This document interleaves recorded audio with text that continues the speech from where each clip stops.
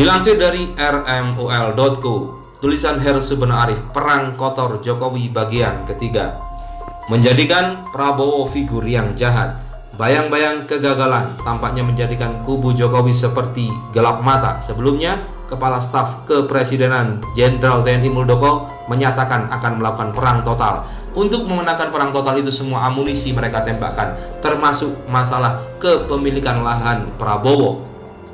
Seperti dilansir dari laman Tempo, Jokowi mengatakan sampai akhir Maret gaspol terus, goreng terus tentang kepemilikan lahan Prabowo. Begitu pesan Jokowi kepada Ketua Tim Cakra 9. Narasi yang dibangun untuk menjatuhkan Prabowo sederhana. Prabowo pernah mengeluh 1% orang Indonesia menguasai 90% kekayaan. Ternyata dialah yang 1% itu, ujar Andi. Andi juga menyebut bahwa perusahaan Prabowo di Aceh belum membayar dana reboisasi sebesar 120 miliar. Narasi yang dibangun sangat jelas, menjadikan Prabowo sebagai orang kaya yang jahat, pada saat bersamaan berteriak membela rakyat kecil. Jika kita amati di medsos, operasi ini sudah berjalan masif.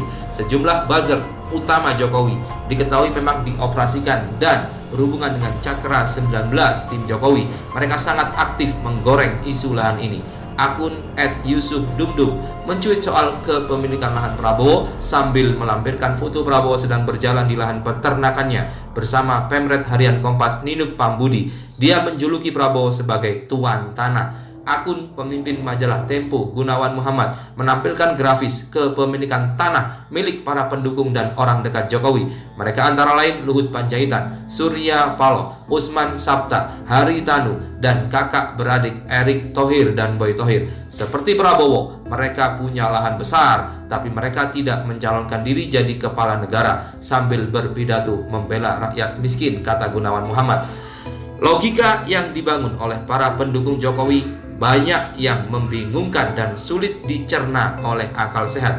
Bagaimana mungkin mereka menutup mata terhadap ribuan hektar, bahkan jutaan hektar kepemilikan tanah milik orang dekat Jokowi, namun mempersoalkan kepemilikan tanah Prabowo. Apalagi kalau kita menggunakan logika Gunawan Muhammad bahwa mereka berbeda dengan Prabowo karena tidak mencalonkan diri sebagai presiden. Artinya kita boleh bebas memiliki tanah sebesar apapun tanpa khawatir diungkit dan diserang selama tidak mencalonkan diri sebagai presiden dan menjadi lawan Jokowi. Sejauh ini Prabowo sudah menyatakan secara terbuka bersedia menyerahkan tanahnya bila negara menghendaki. Tanah itu seperti dikatakan oleh Wapres JK diperoleh secara sah dan dibayar dengan cash sebesar 150 juta US dollar. Kala juga menyatakan dia yang mendorong Dirut Bank Mandiri yang saat itu dijabat oleh Agus Martowardoyo untuk menyerahkan kepada Prabowo ketimbang jatuh ke tangan asing. Lahan yang diambil Prabowo saat itu terbelit kredit macet dan menjadi incaran investor asing.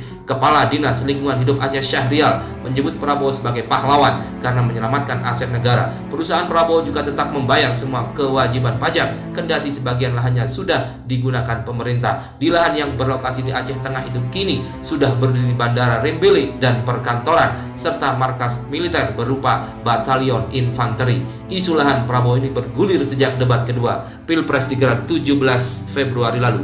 Bermula saat Ketua Umum Gerindra itu mempertanyakan pembagian sertifikat tanah selama era pemerintahan Jokowi. Bukannya menjawab, Jokowi malah menyinggung Prabowo memiliki lahan seluas 220.000 hektar di Kalimantan Timur dan 120 hektar di Aceh Tengah.